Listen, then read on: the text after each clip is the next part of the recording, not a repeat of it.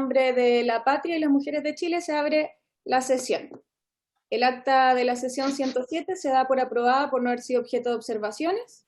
El acta de la sesión 108 queda a disposición de las señoras diputadas para sus observaciones. El señor secretario va a dar lectura de la cuenta. Gracias, Presidenta. Se han recibido los siguientes documentos. En primer lugar, un oficio del Ministerio de la Mujer y Equidad de Género, en el cual remite informes sobre los programas de prevención y atención de violencia contra las mujeres llevados a cabo por el Servicio Nacional de la Mujer y la Equidad de Género. También una comunicación de la bancada de la Democracia Cristiana, en la cual informan que la diputada señora Joana Pérez será reemplazada en esta sesión por el diputado don Víctor Torres. Una carta también de la Organización Internacional del Trabajo, en su sede de Santiago, en la que informan que el señor Fabio Bertranú, director de esa organización, no podrá participar en la sesión de hoy por compromisos contraídos con anterioridad. Sin embargo, queda a disposición de esta comisión para ser invitado en la oportunidad que se le designe. Y en cuarto lugar y último, un correo del Ministerio de la Mujer y Equidad de Género también, en el cual excusan la asistencia de la señora ministra a la sesión de hoy. Eso es todo, presidente. Muchas gracias. Ofrezco la palabra sobre la cuenta. Diputado Sandón tiene la palabra. Gracias, Presidenta. Solo dejar como en la historia de lo que estamos viendo hoy día, que siento que es lamentable que no venga la ministra. Claramente debe tener sus razones, pero es importante que se manifiesten sobre este tema que es tan crucial, sobre el tema de las igualdades salariales, que yo me imagino que estaremos todos de acuerdo, pero es importante escucharla de la voz del Ejecutivo, y sobre todo cuando hoy día vemos al menos los diarios donde estamos todavía bien atrasados en ciertas materias, que hoy día hablando de los directorios, sobre todo estamos como en un 11, tanto por ciento, y en comparación con otros países, si bien hemos avanzado, pero estamos muy lejos de una meta deseada. Y todas estas cosas son pequeñas partes importantes de un puzzle que todos tenemos que completar.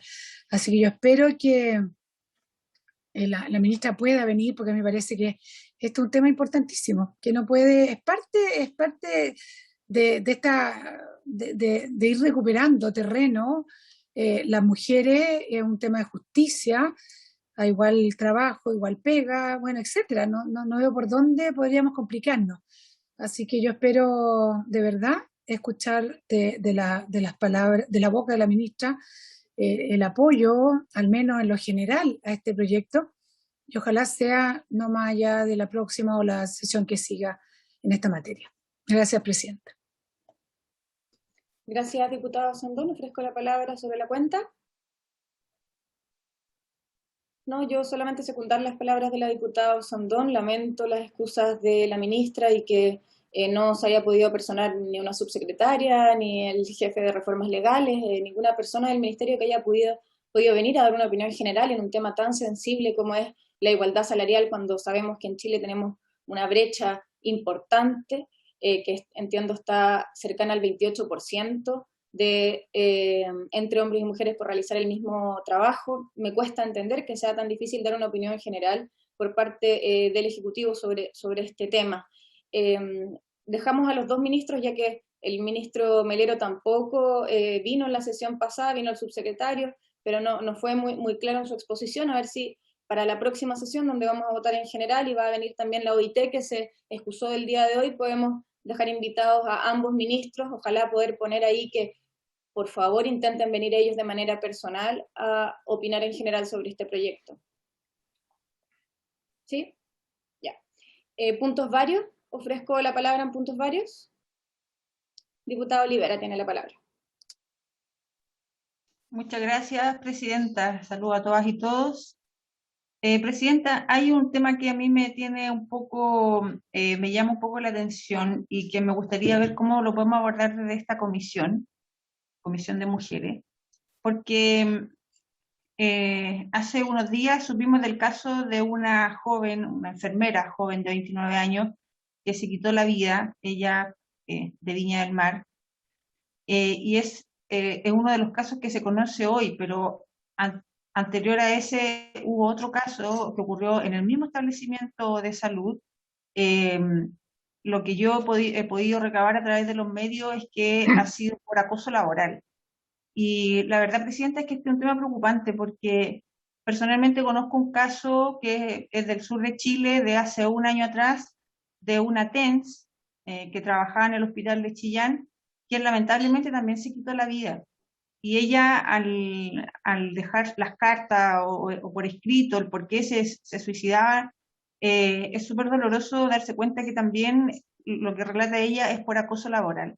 O sea, personas que son dedicadas, que son profesionales y que finalmente comienzan a tener, primero son trasladados de un lugar a otro dentro de su propio trabajo, los sacan de lo que para ellos es muy valioso, que es entregar sus conocimientos a través del área específica en la que ellos se capacitan, y finalmente les terminan bajando el sueldo. O sea, hay un sinfín de situaciones que van ocurriendo.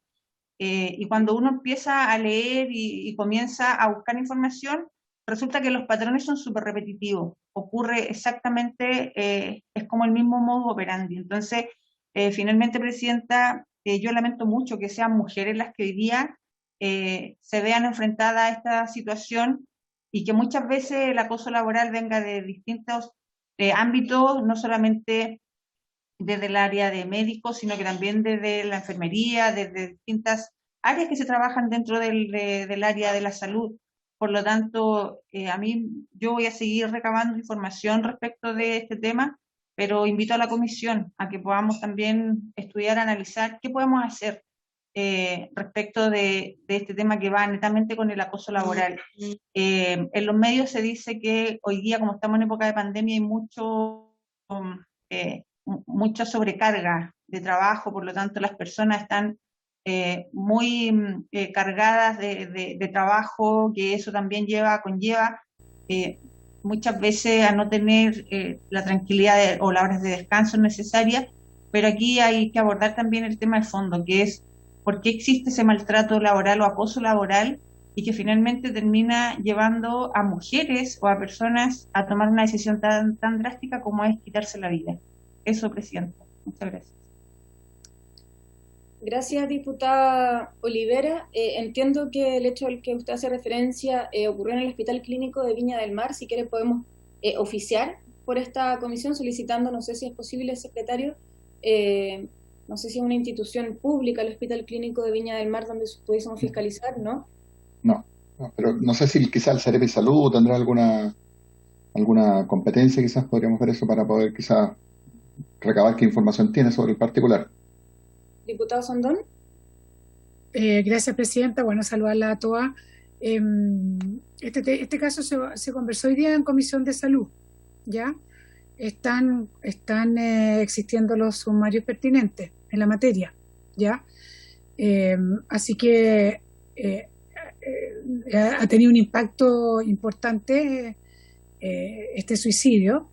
Y hoy día se conversó latamente justamente esto, porque además hoy día nosotros votamos un proyecto de ley que en el fondo busca el descanso compensatorio y también un fuero laboral para todas las personas trabajadores y trabajadoras de la salud, justamente por las circunstancias que les ha tocado enfrentar, entendiendo que está lleno de artículos donde hoy día los niños, todo el mundo, las madres, está todo el mundo con este tema de la salud mental, que probablemente va a ser una de las grandes secuelas que tiene la pandemia, pero que se está haciendo en este minuto un sumario.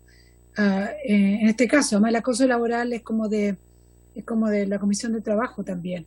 También podríamos hacerlo extensivo hacia allá, pero se están tomando cartas sobre el asunto en esta materia y nosotros desde la Cámara estamos legislando justamente entendiendo que la salud mental es tremendamente importante y por eso se votó en general y transversalmente y mayoría absoluta de esta cosa, el tema de los días compensatorios para que puedan descansar y además también no fueran a laborar por un tiempo para que tengan la tranquilidad.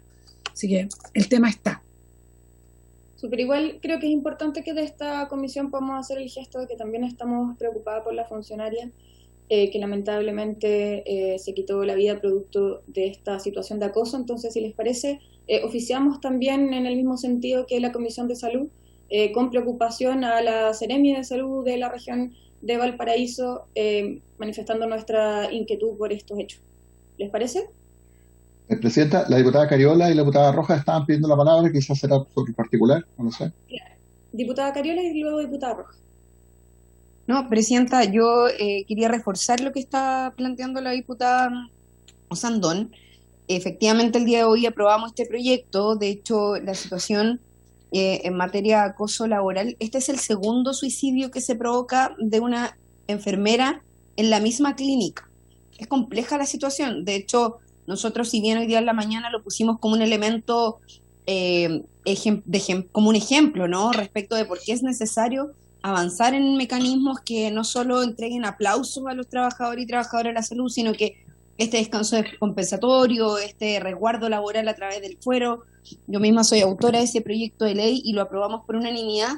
No es suficiente. Yo creo que es importante tener los antecedentes y me parece correcto que acá desde la perspectiva de género también, porque son dos jóvenes mujeres enfermeras, se analice en detalle cuáles son las consecuencias que llevan a estas mujeres a tomar la decisión de quitarse la vida por estas condiciones finalmente de agobio laboral que pareciera ser son más extremas de lo que nos estamos imaginando. Eso, Presidenta. Gracias, diputada Cariola. Diputada Rojas. Sí, sobre el punto, Presidenta, podríamos sumar una nota de condolencias a la familia. Yo puedo conseguir el contacto. Perfecto, muchas gracias. Entonces, enviamos el oficio por preocupación, porque se envíen los antecedentes y también la carta de condolencias a la familia. Se toma el acuerdo. Ofrezco la palabra en puntos varios. Diputada Roja. Sí, Presidenta, hace unas semanas, exactamente hace 3, recibimos en audiencia a una trabajadora de la Municipalidad de San Antonio. Ella presentó su caso sufrió una agresión y solicitamos que se agilizara el sumario. También enviamos unos oficios a la PDI y al Fiscal Nacional. Todavía no responden el sumario y las 2 últimas semanas le han estado diciendo que ya viene la respuesta, pero no llega. Yo sé que nosotras podemos insistir después de un mes, ¿ya? Y por lo tanto esto es la próxima semana, que es distrital. Entonces quería pedir que si la respuesta no ha llegado todavía el 12, que es cuando se cumple un mes, pudiéramos oficiar, la Secretaría pudiera oficiar, pese a que nosotras no tengamos sesión durante esa semana. De acuerdo. ¿Alguien tiene algún reparo con lo que ha planteado la diputada? ¿No? Entonces se toma el acuerdo. ¿Ofrezco la palabra en puntos varios? Ya, yo quería preguntarle una cosa al secretario. Nosotros aprobamos creo que una semana se cumple hoy día el proyecto de imprescriptibilidad de los delitos sexuales sin importar la edad de la víctima, y había un plazo de 2 semanas para que lo conociera la Comisión de Constitución. La semana pasada no se puso en tabla, esta sería la última semana en la que podría revisarlo esa comisión para que ya con o sin informe pasara a la sala a la vuelta de la semana distrital, ya serían 3 semanas. Entonces, creo que sería bueno que mandáramos un recordatorio a la Comisión de Constitución para que tengan conocimiento de que esta es la última semana en la que pueden tramitar este proyecto, y que de lo contrario lo vamos a llevar a la sala sin informe de la Comisión de Constitución. Y en el caso de que no lo vean, yo de aquí en adelante, cada vez que nos pidan que les mandemos los proyectos, lo que quede como antecedente, que se los enviamos y no los revisan. Perfecto. De todas maneras, hacer presente que el proyecto se perjuicia que la comisión lo haya un determinado día. El plazo les empieza a correr desde que dieron cuenta, que debe haber sido el miércoles posterior. Entonces voy a hacer los cálculos de todas maneras para hacer la gestión y recordarles que tienen este plazo pendiente. Perfecto. ¿Diputada Sandón? No, en esa misma línea. Yo incluso se lo dije personalmente al presidente de la comisión para que estuviera pendiente. Perfecto. Entonces, ¿no hay más palabras en puntos varios? ¿No? Ya. Voy a dar inicio entonces a la orden del día. Esta sesión tiene por objeto tratar la siguiente tabla. Primero, desde ahora hasta las 4, vamos a continuar con la discusión general de los proyectos que tratan la igualdad salarial entre hombres y mujeres. Son 3 proyectos refundidos, y para esto vamos a recibir el día de hoy a 2 abogados y profesores de Derecho Laboral. le voy a dar la palabra en primer lugar a la abogada y profesora de Derecho Laboral, secretaria general de la Universidad de Valparaíso, a señora Daniela Marci. Profesora, tiene la palabra. Gracias, diputada. Buenas tardes. Agradezco la invitación de esta comisión para tratar el tema de hoy, que, como señalaba la diputada Sandón, es una de las piezas de las muchas discriminaciones que sufren las mujeres en el trabajo. Y intentaré hacer una exposición a propósito de los proyectos refundidos, indicando aquello que puede ser más eficiente y en particular dentro de un sistema laboral como el chileno, y aquellas cosas que puedan resultar letra muerta o no producir los efectos que eventualmente se espera o con las intenciones que se incorporan en los proyectos. Así que intentaré ser esquemática dentro de ese diseño. Lo primero, y que es muy importante, es analizar que la norma repite una fórmula que ha fracasado, que fracasó también con la reforma del 2009 al incorporarse este artículo 62 bis, y que es una fórmula muy común, pero que produce muy pocos efectos correctores en la discriminación, que es tratar el problema de la discriminación salarial como una cuestión de arbitrariedad. Explícitamente dice que esto no puede dar lugar a un trato arbitrario, y sabemos que la arbitrariedad implica un criterio mucho más flexible y menos exigente que el de los otros derechos fundamentales que en nuestro sistema se regulan por el criterio de proporcionalidad. ¿Qué quiero decir con esto? Que la proporcionalidad y la exigencia de que ante una denuncia de discriminación el denunciado tenga que explicar plenamente la razonabilidad de su medida es bastante más que se le pida que dé una justificación, porque la arbitrariedad en el fondo es pedir que se erradique el capricho o la total falta de justificación. Entonces esto es como una primera idea importante, que no habría ninguna razón para darle un tratamiento más flexible a la no discriminación salarial que a cualquiera de los otros derechos fundamentales, de acuerdo al sistema que tenemos nosotros de tutela incorporado en el año 2006. La misma norma, y en esto también expresamente el artículo incorpora criterios que darían paso a una justificación y en consecuencia erradicar la idea de arbitrariedad, y por lo tanto no llevarían a una sanción al señalar que no es arbitrario aquello que tenga que ver con las calificaciones, con la capacidad, con la productividad.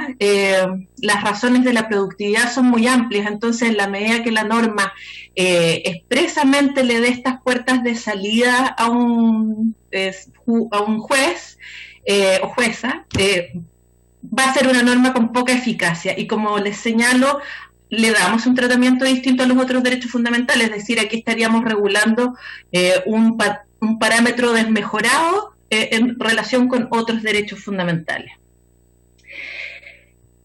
La norma también contempla abrir la legitimación activa, es decir, que puedan denunciar otras personas distintas a la afectada. Y si bien es técnicamente valorable o no se podría objetar desde un punto de vista muy teórico, tenemos la experiencia que la misma tutela de derechos fundamentales, a partir del 2008 que se empezaron a conocer estas causas, los sindicatos son legitimados activos para denunciar en causas de tutela. Y lo que nos dice la experiencia es que no han cumplido ningún papel, que no sea denunciar afectaciones a la libertad sindical, pero en el catálogo de derechos fundamentales distintos a la libertad sindical, hablemos de la intimidad, la libertad de expresión, la integridad física, psíquica, etcétera, el sindicato no ha cumplido ningún papel. Y en esto nada haría pensar que vayan a tener un rol protector distinto acá, porque eso tiene que ver con las características de nuestro propio sindicalismo, o sea, de que el sindicato no es una realidad extendida en las empresas, y además, en el tema particular de la discriminación salarial entre hombres y mujeres, enfrentan el dilema de que muchas veces sus socias se están enfrentando a sus socios. Entonces, o sea, esta norma más bien uno puede vislumbrar que va a ser una norma con ningún impacto, a diferencia de lo que ocurriría si le diéramos facultades de fiscalización o algún papel relevante a la inspección del trabajo, que tiene las competencias técnicas para además preparar casos que implican el análisis de datos, requerir información. Varias veces en esta exposición voy a aludir a la idea de la necesidad de tener información. Y ustedes saben que nuestro sistema participa de la idea de que los datos vinculados a la remuneración de los trabajadores son más bien datos sensibles, que es una idea muy discutible porque el contrato de trabajo es un instrumento que está plagado de obligaciones laborales, de seguridad social, y que es un instrumento intensamente fiscalizado, pero en nuestro sistema la información se entiende más bien como una propiedad de la empresa. Y eso es algo que uno tiene que tener en cuenta a la hora de pensar una norma que vaya a tener algún impacto. Dentro de esto mismo se señala que se deba negociar un plan de igualdad con los sindicatos para corregir la discriminación salarial. Esta alusión al plan de igualdad no es nueva en nuestro sistema. El 2016 se incorpora con la reforma de la ley 20.094, incluyéndolo como un objeto permitido de negociación colectiva. El artículo 3 señala que se pueden negociar en Chile planes de igualdad. Y la experiencia también nos indica que no ha producido ninguna modificación en los contenidos negociadores en estos años. Y eso, bueno, podríamos decir muchas razones por las cuales no produce ningún efecto, pero una que tiene que ver con la técnica con la que se incorporan es que en aquellos países que han utilizado el plan de igualdad como un instrumento complejo para corregir las distintas formas de discriminación, no solo la salarial, se hace un diseño que implica que la empresa tiene que elaborar un diagnóstico, y como tiene que elaborar un diagnóstico, tiene que entregar plenamente información para que se puedan detectar todas aquellas discriminaciones y evaluar la situación de la mujer en la empresa. A partir de un diagnóstico se elabora un plan que incorpora medidas que parezcan conducentes a corregir las discriminaciones detectadas, y después contempla una fase de control o de evaluación. La forma en que se está incorporando el plan de igualdad no contempla absolutamente nada de esto, sino que un poco repite la idea del artículo 3, salvo que establece el deber del empleador de entregar a la Dirección del Trabajo información respecto al organigrama de la empresa y las remuneraciones asociadas, pero fíjense que eso ni siquiera significa o implica la entrega de una información que permita necesariamente detectar dónde se producen las brechas, y en esto les quiero poner el ejemplo del sector público. El sector público tiene brecha salarial. Esto que es inexplicable desde un punto de vista teórico, si pensamos que las remuneraciones en el sector público se fijan por ley, uno tiene que llevar el análisis al área chica y encontrarla en aquellas asignaciones o los componentes de las remuneraciones que responden a una idea de discrecionalidad. Allí donde hay posibilidad de decidir, se producen diferencias salariales. Por eso es que la información que se requiere para establecer una discriminación es muy específica y no una información formal o genérica. En consecuencia, yo diría que de las cuestiones más interesantes de la propuesta está aquella regla que indicaría que ante un 20% de diferencia en la remuneración entre hombres y mujeres se traslade la obligación de acreditar y de justificar plenamente la discriminación. Bueno, esto si es que se tomara en cuenta la idea que señalaba primero, porque si es simplemente descartar la arbitrariedad, esta que es una buena regla muy concreta y muy eficiente, se diluye, pero si se mantuviera en esta idea de la justificación plena, que sea plenamente razonable la defensa del denunciado, daría espacio a una acción individual que pudiera permitirle a la persona llevar adelante con buenas perspectivas un juicio de esta naturaleza. Reitero, pero esto amarrado a que se cambie el criterio de arbitrariedad y los distintos motivos con los cuales se podría justificar una diferencia salarial que, como señalaba, es parte de la fórmula que ha llevado al fracaso de estas políticas a lo largo de los años. Y dado nuestro sistema, dado que el sindicato por lo demás no es una realidad extendida, que los planes de igualdad adolecen de las deficiencias que les señalaba antes, que se le entregue un papel importante a la Inspección del Trabajo en la fiscalización de estas materias, porque además tiene una ventaja, que es que no supone la crisis de una relación laboral, o sea, un trabajador que se tiene que enfrentar con su empleador, sino que respondería más a la acción propia de garantizar el cumplimiento de la legislación de la Inspección del Trabajo. Esas son las consideraciones que yo podría hacer a este proyecto refundido que busca perfeccionar la norma que prohíbe la discriminación salarial entre hombres y mujeres. Gracias. Muchas gracias, profesora. Le voy a ofrecer la palabra al siguiente profesor para que después podamos hacer preguntas las parlamentarias. Le ofrezco la palabra entonces al abogado y profesor de Derecho Laboral de la Universidad Diego Portales, al señor José Luis Ugarte. Profesor, tiene la palabra. Muchas gracias por venir. Hola, muchas gracias por la invitación. Voy a seguir un poco la línea de Daniela.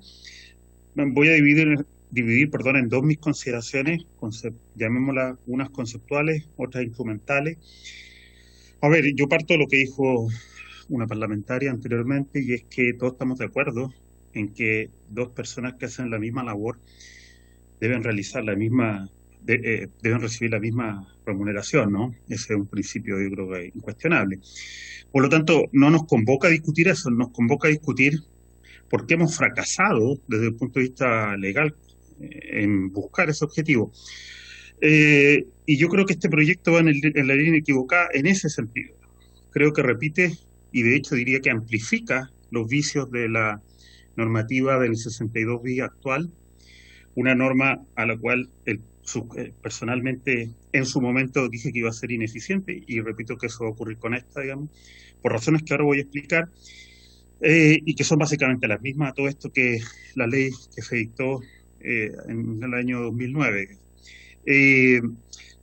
Tiene que ver con lo siguiente, digamos, la eficacia, en mi opinión, esto lo podemos sujeto a que lo podamos discutir y debatir o preguntar, en mi opinión, las posibilidades de eficacia de una norma dentro de la eficacia que el derecho puede tener a todo esto, ¿no?, que no es absoluta, tiene que ver con que la norma, lo voy a plantear en estos términos, sea lo más opaca posible. ¿A qué me refiero con opaca posible? Que no contemple dentro de sí misma las razones de su frustración o de su pérdida, digamos, o, llamándolo en términos más técnicos, que la norma no tenga condiciones de salida o de justificación que permitan tanto a empresas como a aplicadores del derecho, jueces en particular, dejar sin efecto el mandato. Por lo tanto, la mejor regla, en mi opinión, es la más opaca posible, y la peor regla posible es la más transparente posible. Aquí las palabras no tienen el sentido que uno le da en el léxico normal, ¿no? Por transparente entiendo al revés, por lo que hemos hecho en Chile, el artículo 62 actual y esto que se propone ahora. O sea, una norma recargada de conceptos y que establece múltiples posibilidades de justificación de la distinción. De la distinción me refiero a remuneracional entre hombre y mujer. La norma más opaca posible sería algo así como esto, en mi opinión. Dos personas realizan el mismo trabajo, la misma función, deben recibir la misma remuneración. Claro, como estamos hablando de igualdad salarial por sexo, habría que agregar la fórmula de hombre-mujer, ¿no me acuerdo? O de género, como lo quieran. Cualquier agregado a eso, fíjense, cualquier agregado de condición de aplicación, que además sea arbitrario, que además no será arbitrario la calificación y la larga lista de condiciones posibles de justificación, cualquier norma, cualquier agregado en ese sentido va siendo la norma transparente y más difícil de que tenga algún sentido o eficacia. Por eso que creo que esa sería, por supuesto me puedo hacer cargo que hace la empresa que puede justificar la distinción, también eso es posible, digamos, pero ya no lo hace por una justificación que está prevista ex ante por la norma y en abiertas condiciones. Fíjense que en la norma actual la ley dice tales como, y habría una mejora porque se elimina el tales como, al menos en el proyecto que yo vi, ¿no? Que entiendo que es un refundido. Sí, pero se mantiene eso no se logra, digamos, porque primero se mantiene un elenco muy amplio de justificaciones posibles para la distinción de trato, pero además se incorpora, y en esto concuerdo con Daniela, la idea de arbitrariedad. La jurisprudencia laboral de tutela, que es el ámbito en que nos movemos con este tema, ha abandonado esa idea. La idea de la arbitrariedad se ha ido abandonando en la acción de tutela. Los jueces ya no exigen que la distinción de trato, el despido discriminatorio, por ejemplo, sea arbitrario. Si está fundada en una categoría de sospecha, es discriminación y corresponderá eventualmente al demandado, por decirlo así, justificar proporcionalmente la distinción. En todas las culturas jurídicas comparadas modernas, contemporáneas, que son mucho más potentes que nosotros en este tema, la idea de arbitrariedad ya no juega un rol. Estoy pensando en la cultura anglosajona en particular, digamos, que es probablemente la más evolucionada en esto. Pero bueno, me fui por una rama. Vuelvo a lo que quería decir. Básicamente, no es necesario que explique aquí, porque basta leerlo, que esta norma está plagada de excepciones y de contraexcepciones y de lo que estoy llamando condiciones abiertas o indeterminadas. Hay una larga lista de calificación, competencia, formación, responsabilidad, y además se agrega la idea de arbitrariedad. Eso es lo primero y eso ya había sido recalcado. Y lo segundo es que me parece que es interesante discutir la cuestión de, bueno, yo creo que por ahí, en rigor, yo haría una regla muy sencilla, mientras más sencilla posible, mientras más opaca, más eficaces. Dejen mirar lo instrumental, después si quieren vuelvo a lo conceptual, si pregunta o duda. En lo instrumental aquí tenemos problemas mayores, digamos, pero no es solo de esto, digamos, tenemos problemas mayores con toda la legislación laboral chilena, aprovechemos de decirlo acá, esta no es la Comisión de Trabajo, pero no nos hagamos, partieron hablando de acoso laboral, digamos, es lo mismo. Tenemos un grave problema, pero gravísimo, de eficacia de los derechos laborales y de derechos fundamentales. Y eso tiene que ver con que el modelo chileno de temas laborales es que no tenemos sindicatos. O sea, tenemos sindicatos, pero son chicos y en pocas áreas. Entonces, todo el resguardo de los derechos de los trabajadores, incluida la igualdad salarial, queda en manos de la trabajadora o del trabajador. Eso lo hace lo más cercano a letra muerta. Entonces, en el caso chileno, requerimos la intervención del Estado a través de un órgano administrativo fiscalizador, que es la Inspección del Trabajo. Pero no es necesario que aquí recalque que la Inspección del Trabajo tiene problemas serios de fiscalización o de eficacia, pero yo entiendo que la solución que se propone o que se ha propuesto en este año no es mejor que la inspección, que es que vayan a los tribunales los trabajadores. Y este proyecto trabaja en la misma línea. Lo que le dice a la trabajadora es que tiene que ir de acción de tutela a los tribunales a resolver esto. La acción de tutela, lo decía Daniela, no se ha mostrado eficaz durante la relación laboral. La acción de tutela básicamente se ha transformado en una muy buena acción, que yo saludo a todo esto, que me parece uno de los avances que ha tenido el derecho chileno en el último tiempo, pero para el despido. O sea, la acción de tutela, y las cifras lo acreditan, digamos, el 90 y tantos % de las acciones de tutela son cuando la trabajadora o el trabajador ya está fuera del trabajo.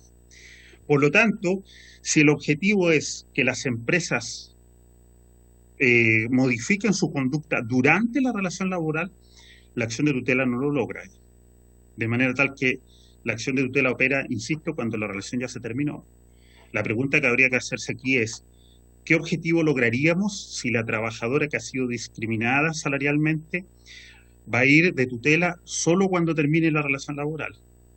Durante la relación laboral, por razones obvias, las trabajadoras no recurren, y ahí, como dijo Daniela, la acción de tutela le entrega a la Inspección del Trabajo, como titular de la acción, o a los sindicatos, la posibilidad de cuestionar la experiencia. Estos años de acción de tutela, casi 10 o más, 12 años, muestran que eso no ha funcionado. Prácticamente son muy episódicas las demandas de tutela durante la relación laboral, ya sea por sindicato o por inspección del trabajo, porque la inspección del trabajo se concentra básicamente en temas sindicales y no aborda esta cuestión. Pero bueno, ¿qué quiero decir con esto? En mi opinión, el mejor modelo, ¿cómo respondemos entonces? ¿Cómo resolvemos el problema con lo que tenemos a mano, todo esto, durante la relación laboral? ¿Cómo hacemos que las empresas sientan que pueden ser sancionadas durante la relación laboral por la desigualdad salarial y no al final en una demanda de indemnización? En mi opinión, la solución va por la línea que dijo Daniela. Yo creo que hay que entregarle la facultad directamente a la Inspección del Trabajo para que sancione y fiscal. No para que denuncie al tribunal, sino para que sancione directamente la infracción a esta prohibición. De manera tal que un inspector del trabajo que llega a un lugar, a una empresa, a un lugar de trabajo, y califica que existe esta discriminación, que ha quedado en una norma cerrada y opaca, pueda sancionar. Con las sanciones de la inspección, que son multas. Por supuesto, el empleador sancionado podrá cuestionar la legalidad de la multa recurriendo a los tribunales. De esas normas, de este tipo de normas, está lleno el Código del Trabajo, artículo 12, ius variandi, la calificación de trabajador agrícola, artículo 80 y tanto del Código, no es nada nuevo, digo. Ahora, en esa hipótesis, el tribunal calificaría si la multa estuvo bien o mal corregida. Por supuesto que la duda es si la multa es suficiente en un sistema empresarial como el nuestro para moldear o incentivar las conductas, pero ese es un debate que por ahora no excede. Dije que mi exposición está sobre la idea de las herramientas con las que contamos. Esto no inhibe, y quiero salvar este punto, esto no inhibe la acción de tutela. La perjudicada podría ir perfectamente por tutela. Tutela corre por una cuerda separada. Si la trabajadora entiende, primero porque no llegó nunca la inspección a su lugar de trabajo, o segundo, quiere ir directamente a los tribunales con el caso, eso es perfectamente posible. Puede recurrir de tutela en base a las reglas generales. Por lo tanto, usted tendría dos frentes, por así, para enfrentar esta cuestión desde el punto de vista del derecho, y con esto cierro. Uno, una norma prohibitiva legal expresa, cerrada, opaca, que es un poquito lo opuesto a lo que está en lo que yo leí en el proyecto que se me reenvió, con la fiscalización y la sanción de la Dirección del Trabajo, con la posibilidad de la empresa de recurrir al juez si es que considera que esa infracción está mal o está mal cursada y es ilegal, y sin perjuicio de todo lo anterior, la posibilidad que tiene la mujer, por reglas generales, la trabajadora, perdón, por reglas generales de ir de tutela. O sea, son perfectamente compatibles. No hay ningún problema en eso. De hecho, el proyecto no agrega nada al decir que se puede ir de tutela, porque eso siempre pudo ser, digamos. Si el problema que tenemos es que en nuestra cultura política y jurídica el derecho a la no discriminación no ha sido desarrollado, no estamos en el punto en que hemos desarrollado lo suficiente ese derecho para llegar a la igualdad en casos concretos como este, pero sería perfectamente posible. Y quizá una norma, y con esto sí que cierro un poco en el sentido que decía Daniela, en la negociación colectiva, yo creo que yo tampoco desconfío mucho de eso, mandar información a la ADT, etcétera. Lo que hacen las empresas es cumplir formalmente. Alguien redacta un plan y punto y se envía formalmente y cumplido. Es un poco lo que ocurre con los reglamentos internos. Yo creo que sería mucho más interesante explorar una vía que es obligar a la negociación colectiva a incorporar esto como materia de negociación. O sea, que las empresas y los trabajadores que negocian colectivamente tuvieran como materia obligatoria de negociación un plan de igualdad en materia salarial. Eso tendría dos sentidos. En toda la empresa donde hay negociación colectiva, las empresas tendrían que hacerse cargo de verdad, porque está el sindicato al frente, y al mismo sindicato. Ojo, que también hay, los sindicatos chilenos no tienen esto como una demanda central, digamos.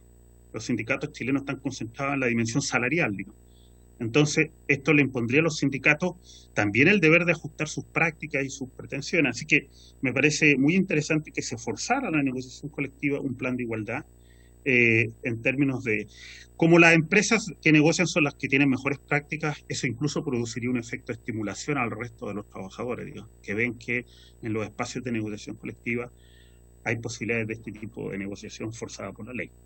Esas serían mis consideraciones, presidente. Muchas gracias, profesor, por su explicación. Ofrezco la palabra a las señoras diputadas por preguntas. Diputado Sandón tiene la palabra. Muchas gracias, presidenta. Bueno, agradecer las dos exposiciones. Yo creo que nos han dejado una tremenda tarea.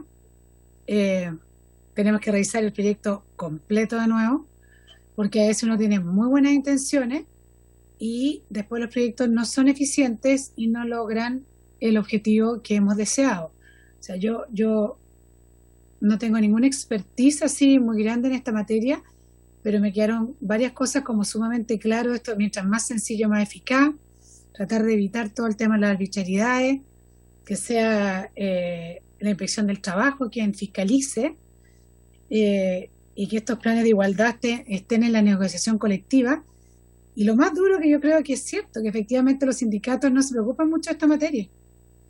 Normalmente están, como dijo el profesor, tan más dedicados al tema, a otras que también son tremendamente importantes, pero así como el tema de la igualdad salarial no se ha avanzado mucho en el último tiempo. Yo no sé qué opinan las otras promocionantes de estos proyectos, pero yo creo que tenemos que juntarnos, volver a ver estas dos exposiciones, porque me parece que son muy contundentes, muy prácticas, con mucho sentido. ¿Y cuál es el objetivo? Tenemos que tener claro el objetivo cuál queremos lograr y no llenar de posibles salidas al empleador cuando le damos algunas ventanas de escape, ¿no? De esa cosa que queda como la interpretación personal, o bueno, no sé qué opinan las otras promocionantes, sobre todo creo que era Carol y Gael, no sé quién más era, pero me parece que ha sido muy contundente ambas dos exposiciones y tenemos que tomarlas como tal. Al menos yo lo hago desde la parte que yo propuse. Gracias, diputado Sandón. Diputada Yomans tiene la palabra. Sí, gracias, presidenta.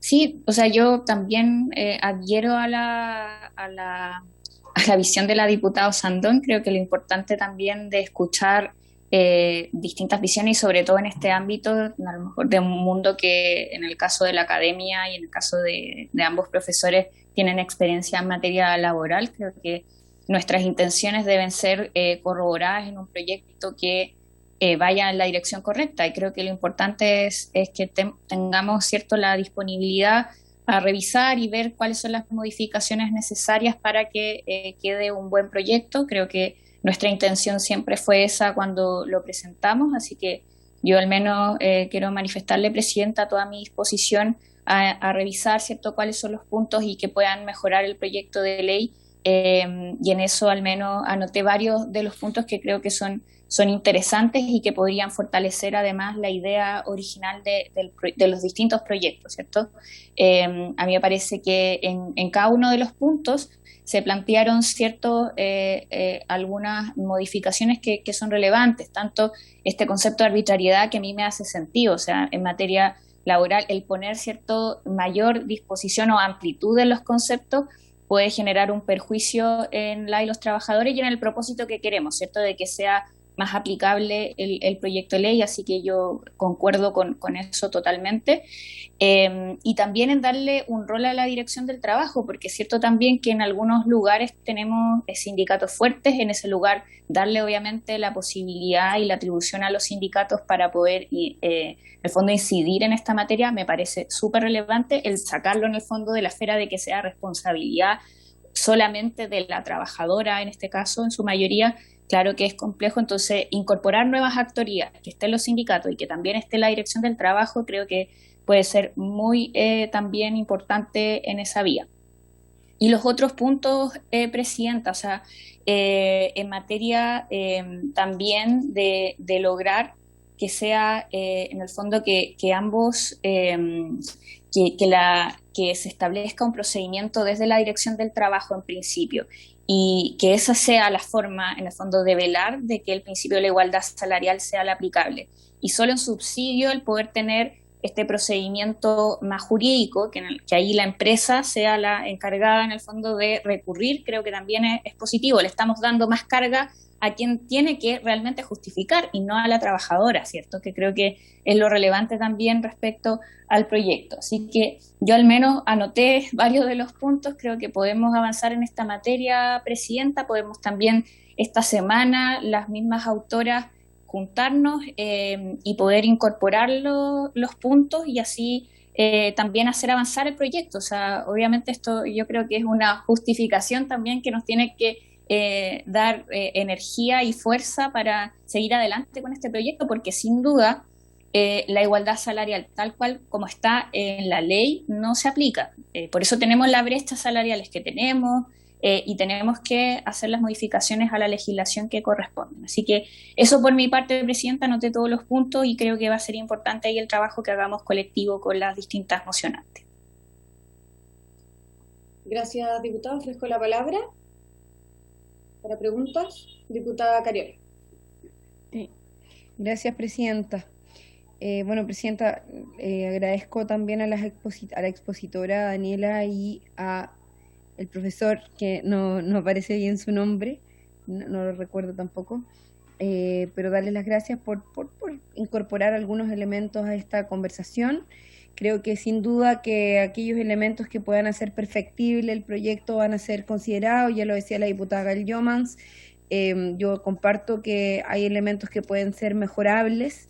Lo que no comparto sí es algo que plantea el profesor en relación a que este proyecto va en el camino incorrecto, digamos. O sea, no entiendo bien a qué se refiere, porque claro, uno puede tener modificaciones, algunos aspectos para poder hacerlo mejorable, para poder hacerlo más aplicable, para trasladar la responsabilidad donde corresponde, pero lo que nosotros estamos haciendo en esencia con este proyecto de ley es incorporar a lo que ya está establecido dentro del principio de igualdad de remuneraciones como un elemento adicional, que es el valor del trabajo, en el fondo, entre trabajadores y trabajadoras, que es algo que hoy día no está incorporado, que no tiene criterios en función de su determinación, y que si lo incorporamos es precisamente porque la OIT lo ha venido planteando como uno de los mecanismos para poder generar condiciones de igualdad salarial entre hombres y mujeres en función del valor del trabajo que estos realizan y no en relación al trabajo, al puesto de trabajo solamente, que es en el fondo uno de los problemas que también hemos detectado, además de la fiscalización, de en quién recae la responsabilidad de hacerlo efectivo, que yo comparto ahí que hay algunas falencias que es necesario mejorar y que sin duda si esa responsabilidad realmente recae en quienes tiene que recaer, esto puede ser aún más factible.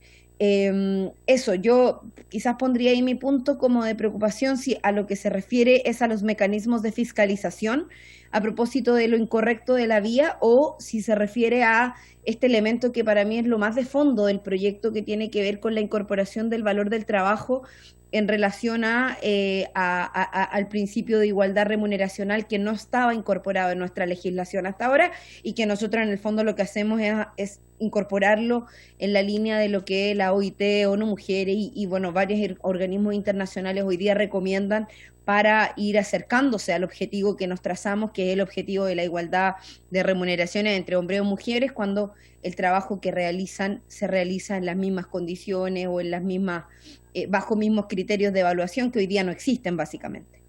Eso, Presidenta, perdón.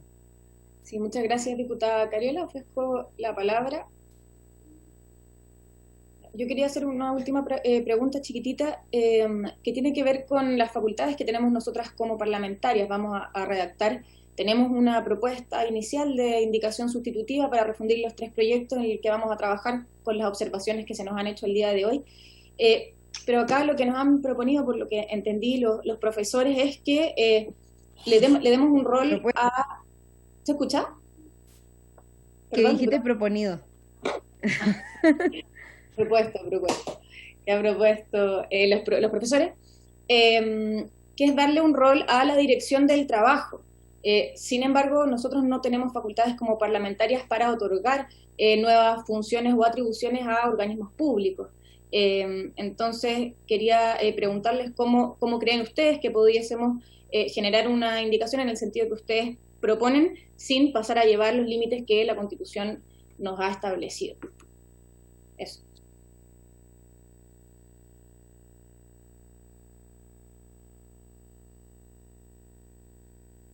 Y le doy la palabra a los profesores para que puedan contestar. José Luis, y luego a Daniel. Sobre lo último, pero no son nuevas facultades, son facultades que la Dirección del Trabajo ya tiene. Yo lo que más bien señalo es que se expliciten para esta materia en particular, y quizás creando un procedimiento, como lo decía hasta en el artículo 12, para lo que se llama el ius variandi en materia laboral. Ahí pueden ver un ejemplo, hay otros más, digamos. Yo creo que no se le están atribuyendo nuevas funciones. Lo que pasa es que, insisto, si se siguen creando leyes laborales que se reenvían a tutela cuando haya problemas de derechos fundamentales, entonces lo que se está haciendo es que durante la relación laboral no va a pasar nada. Cuando a la trabajadora la despidan, va a demandar. Los trabajadores demandan cuando han sido despedidos. Esa es la máxima que hay que tener en cuenta. Durante la relación laboral nadie se enfrenta a su empleado por razones obvias, como por no perder el empleo. Respecto a yo respondo a lo que se me aludió, respecto a lo que dijo la diputada. A ver, yo creo que camino equivocado, por supuesto, no lo dije en el sentido de la intención del proyecto, al revés. Partí diciendo que había un consenso acá, en el sentido de que esto es algo que hay que eliminar y reprimir, la diferencia salarial en los lugares de trabajo por cuestiones de sexo. Pero sí estamos, pero lo que quise decir es que hay que caminar en el sentido contrario a lo que ha expresado la diputada. Es más bien, no tengo problema en decirlo. En mi opinión, la idea de valor complejiza y enreda la aplicación y la eficacia de esta norma, así de claro. Y que lo sostenga la OIT, en mi caso no pasa a ser un argumento de autoridad, digamos. La OIT para estas cuestiones, a ver, la OIT hace recomendaciones genéricas que no tienen en cuenta, en mi opinión, la tradición local, de la cultura jurídica local, y eso es lo que pasa con eso, digamos. Fíjense que incluso el proyecto que yo leí, como es tan complicado determinar lo que es el valor del trabajo, una cosa es que uno reivindica el valor en sentido de un valor social, que estamos todos de acuerdo, y otra cosa es que sea una norma operativa para restringir conductas empresariales. Es tan complicado definir lo que es valor que lean el proyecto. Los que hicieron ese proyecto tuvieron que empezar a enumerar lo que serían los componentes del valor. Bueno, todas esas enumeraciones son vías de salida que le restan eficacia a la norma. De hecho, el valor se habla ahí de responsabilidad, bueno, hay una lista, cómo se define valor. En mi perspectiva, yo eliminaría la expresión valor, digamos. No porque el trabajo no tenga valor, esto quiero volver a precisarlo, sino porque no agrega y más bien va a entorpecer la eficacia de esta norma. Yo reitero que el año 2009, cuando se dictó la ley anterior, fue la razón del fracaso de esa norma. Hoy día, de hecho, entiendo que si la norma hubiera sido eficaz no estaríamos conversando. La norma fue ineficaz porque los operadores del sistema no leen ahí una regla precisa que pueda ser aplicada en condiciones de cierto grado de objetividad. Lo que el valor va a significar es que no va a haber empresa en Chile que no va a sostener, ante una eventual impugnación jurídica, digamos, que los trabajos no son de distinto valor, más aún con los elementos que se entregan ahí. En mi opinión, y respondo cómo lo haría yo, digamos, en el proyecto, en mi opinión, en la función o el cargo cumplen razonablemente los criterios. La pregunta que tendrían que hacerse ustedes es ¿qué se queda afuera? Si es que se supone que se queda afuera, cuando uno ocupa, si dos personas en el mismo cargo, misma función, de distinto sexo, no reciben la misma remuneración, eso es ilegal. Estoy explicándolo en esos términos, hay que redactarlo como ley, digamos. Bueno, la pregunta que habría que hacer es ¿qué se queda afuera? Que sería reemplazado por una noción tan problemática como la del valor. De manera tal que uno ganara agregando la expresión valor. La expresión valor, primero, en el derecho laboral chileno nunca se ha utilizado y es extremadamente polémica. Tan polémica, insisto, que tiene un sentido político general, como la OIT suele señalar, digamos. Pero aquí estamos preguntándonos cómo hacemos operativa una noción jurídica que le sirva a la inspección del trabajo y a los tribunales para empezar un poco a darle eficacia a esa norma. En ese sentido, yo discrepo de la idea de la OIT. en la dimensión jurídica operativa, no en la dimensión política, por supuesto, estoy de acuerdo en el valor del trabajo, etcétera, pero la noción de valor va a confundir y va a ser más compleja la aplicación de la norma. Esa es mi consideración. Gracias. Muchas gracias, profesor. Profesora Daniela, tiene la palabra. Sí, gracias. Yo, a propósito de lo mismo, entiendo también la intención de incorporar este lenguaje de la OIT, pero también repito un poco lo que hemos dicho durante la exposición. O sea, este no es el problema de fondo de la norma del 2009, porque de hecho los jueces, los pocos casos que han existido, no han caído en esto de decir es que mientras no me traigan un trabajo, una comparación entre trabajos idénticos, no voy a conocer, porque se manejan ciertos parámetros de fondo, de decir, bueno, los trabajos tienen exigencias parecidas, responsabilidades, que son un poco los criterios que incorporan, pero este no ha sido esta no ha sido la razón del fracaso de la norma del 2009, sino que tiene que ver con los otros elementos que hemos desarrollado. Dentro de lo mismo, también a propósito de la letra del proyecto, se incorpora una frase que a mí me resultó ininteligible, porque dentro de esta apertura a que los criterios sean sustantivos y que se analicen los elementos de responsabilidad o que se piensa que son de carácter objetivo, agrega, no importando que los servicios a comparar se presten para un empleador distinto. Esa norma yo casi la plantearía como una pregunta: ¿qué se quiso decir con eso? Porque es de difícil interpretación. Aprovecho de agregar otra idea que se me quedó en el tintero en la intervención inicial, que es quizás la oportunidad de este proyecto de incorporar la noción de discriminación indirecta. Y aquí me gustaría detenerme un poco incluso en un término que tiene mucho arraigo en nuestro país, que es el mérito.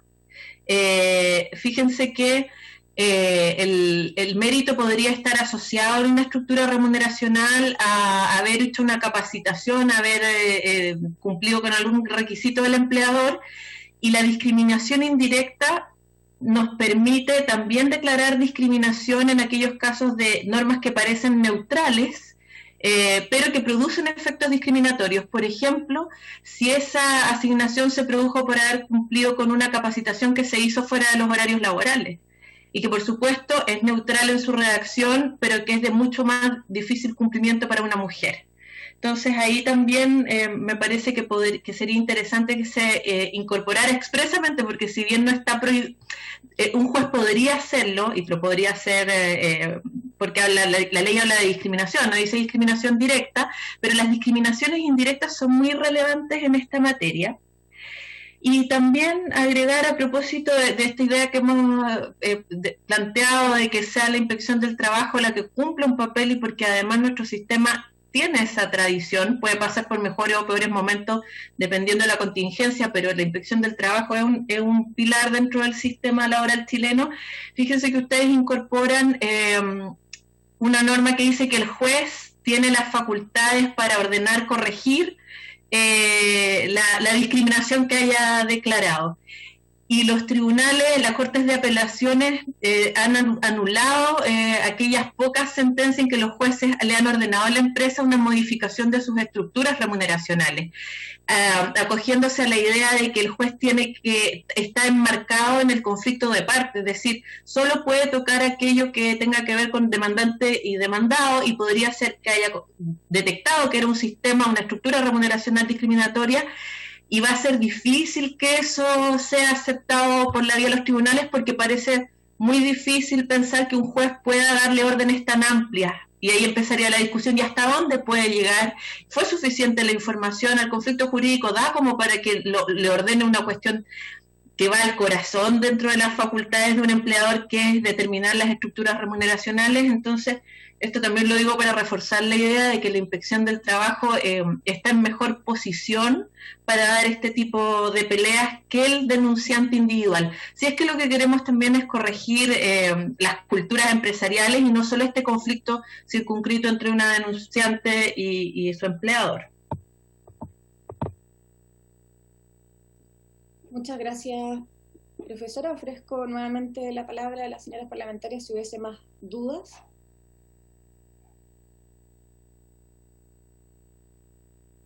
no hay más dudas, entonces le agradezco a ambos invitados por sus exposiciones. Sin duda vamos a tener en cuenta las recomendaciones que se nos han hecho. Muchas gracias a los dos por acompañarnos el día de hoy.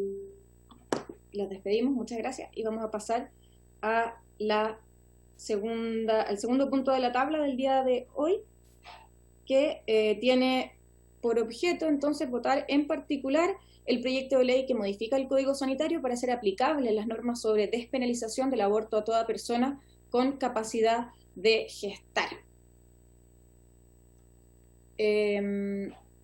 Secretario, si puede dar lectura al artículo para abrir la discusión sobre el primer artículo. Creo que es uno nomás, ¿o no?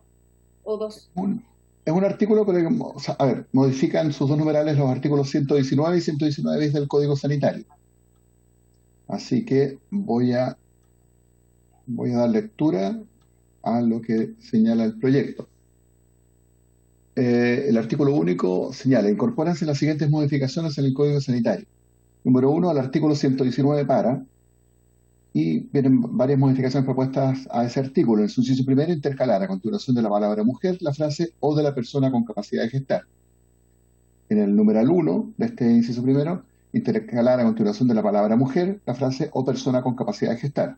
En los incisos segundo y tercero, también hay intercalar a continuación de la palabra mujer la frase o persona con capacidad de gestar. Lo mismo en el inciso cuarto, y en los incisos quinto y sexto, intercalar antes de la expresión menor la frase niña o persona con capacidad de gestar, y además intercalar a continuación de la palabra mujer la expresión o persona con capacidad de gestar. La letra E, en su inciso séptimo, lo mismo, para intercalar a continuación de adolescente la expresión o persona con capacidad de gestar, que aparece dos veces en ese inciso. Habría que aclarar, me imagino que será en ambas oportunidades. La letra F, en el inciso octavo, reemplazar la frase podría generar a ella por o persona con capacidad de gestar de 14 años y menor de 18 podría generar. Y luego también intercalar a continuación de la palabra adolescente la expresión o persona con capacidad de gestar. Lo mismo en el inciso noveno, y también en la letra H, en los incisos décimo y undécimo, para intercalar después de la palabra mujer la expresión o persona con capacidad de gestar las tres veces que aparecen en cada uno de esos incisos. Luego en su inciso décimo tercero también intercalar lo mismo a continuación de mujeres o personas con capacidad de gestar. Lo mismo en el inciso, en vez de la palabra madre, también reemplazar la palabra madre por la frase la mujer o persona con capacidad de gestar. Luego también intercalar a continuación de la palabra mujer, lo mismo, o persona con capacidad de gestar. Y en el inciso decimocuarto, intercalar a continuación de la palabra mujer la frase o persona con capacidad de gestar. En el artículo 119 bis también propone varias modificaciones con el mismo sentido, para intercalar a continuación de la palabra mujer la frase o persona con capacidad de gestar. En su inciso cuarto, para reemplazar la oración en los casos en que la solicitante sea una niña o adolescente menor de 18 años, por la siguiente: en los casos en que la o el solicitante sea una niña, adolescente o persona con capacidad de gestar menor de 18 años. En su inciso quinto, también intercalar luego de la palabra mujer la frase o persona con capacidad de gestar. Y luego otras modificaciones en su numeral 3, que propone el 119 ter del Código Sanitario, para intercalar luego de la expresión la paciente la frase o persona con capacidad de gestar. Ahí también dice las pacientes, quizá habría que ver si los autores quieren también efectuar la misma modificación en plural respecto de esa expresión. Y en su inciso segundo y tercero, intercalar a continuación de la palabra mujer la frase o persona con capacidad de gestar. Como se ve presente, son en su mayoría adecuaciones de digamos, una misma modificación que con distintas redacciones se repite a lo largo del proyecto, pero con la misma intención de incluir, luego de la alusión a la palabra mujer, o en su caso las menores, las personas con capacidad de gestar, que es el objetivo, que es la idea matriz del proyecto. Muchas gracias, secretario. Ofrezco la palabra.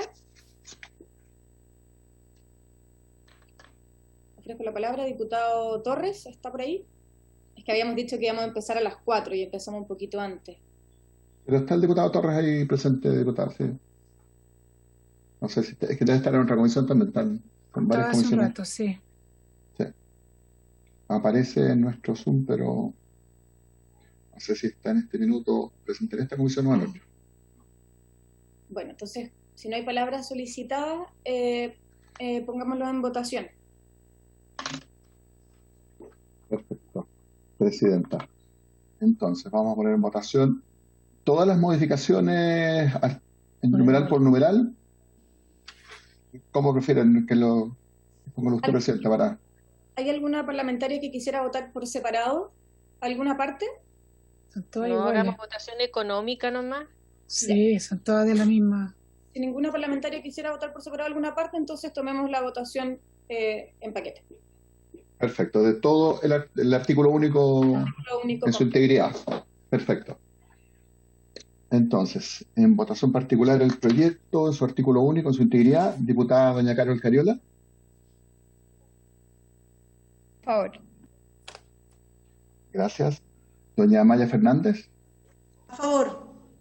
Gracias, diputada. Doña Marcela Hernando. A favor. Gracias, diputada. Doña Erika Olivera. A favor.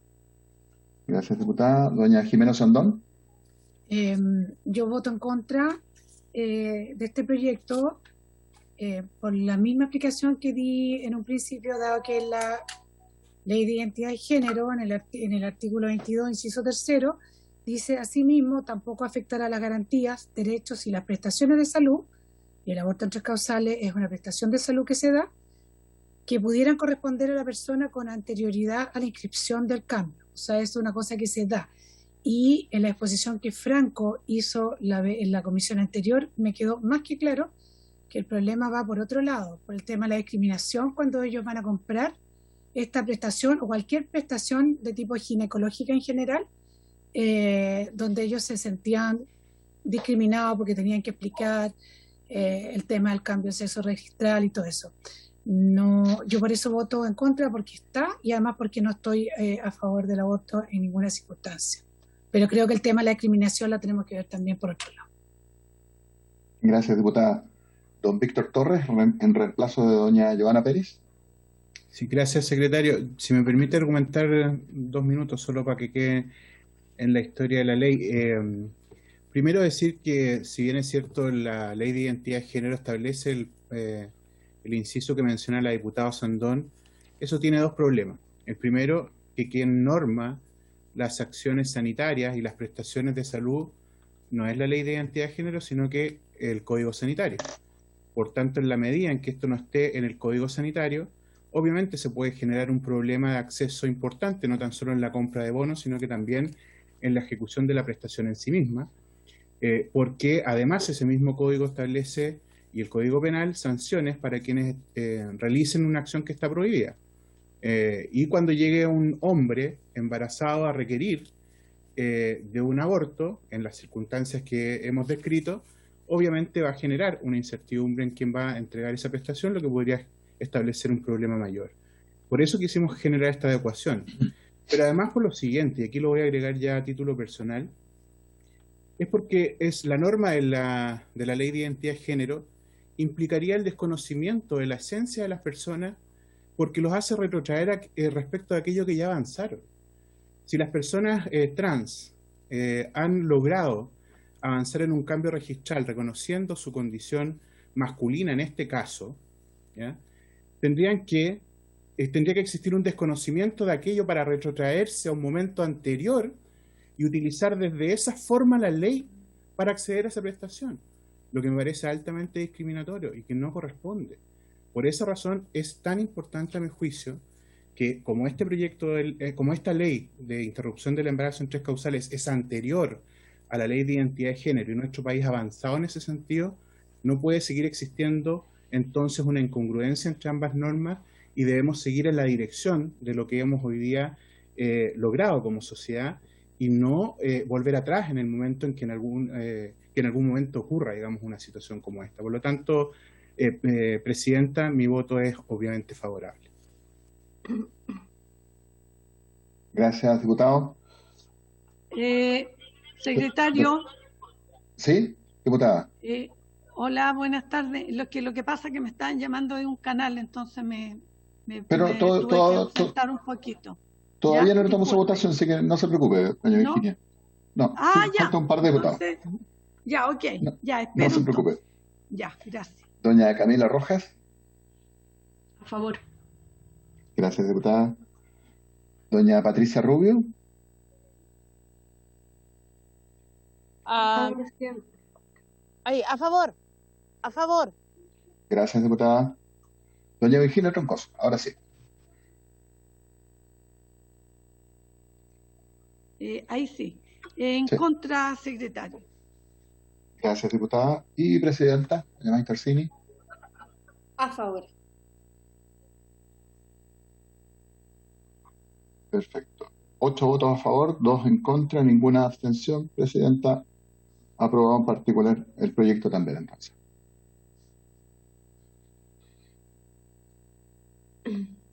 ¿Hay que designar informante?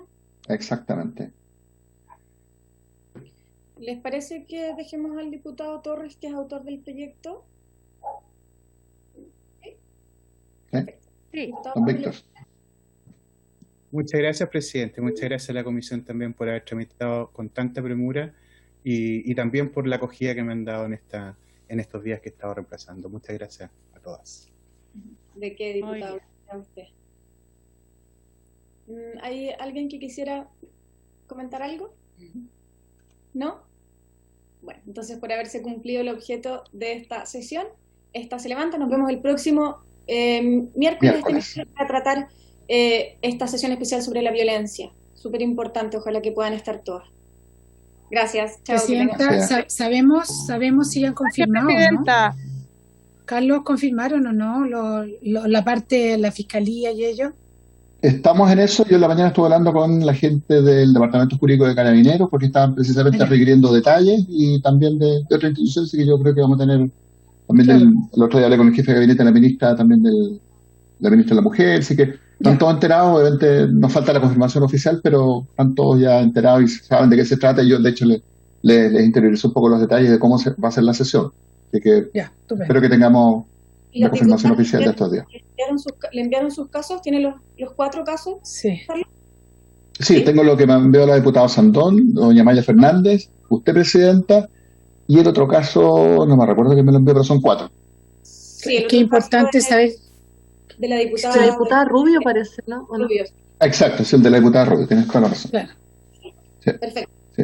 Entonces nos vemos el miércoles. Traten de Gracias.